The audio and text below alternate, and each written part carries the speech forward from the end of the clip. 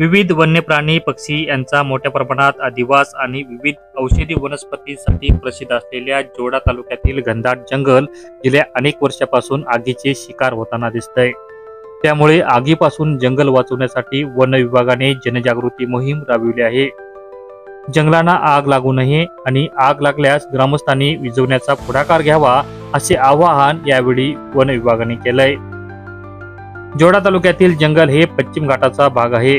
February महिन्यात सुरू होताच येथील झाडांची पानगळती सुरू होते। त्यामुळे जंगलात जमिनीवर मोठ्या प्रमाणात पालापाचोळा पडलेला असतो। त्याचा फायदा घेऊन अनेक जण फेब्रुवारी ते मे महिन्याच्या काळात जंगलात आग लावतात व पर्यावरणाचे मोठे नुकसान होते।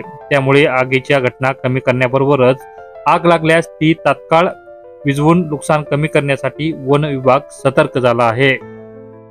जंगलांना आग लागू नयेत यासाठी कोणकोणत्या उपाययोजना कराव्यात याबाबत वन विभागाने नियोजन केले आहे। गावोगावी आणि शाळांमध्ये जाऊन जनजागृती तसेच जागोजागी जंगलांना आग लागू नये यासाठी फलक लावण्यात आले।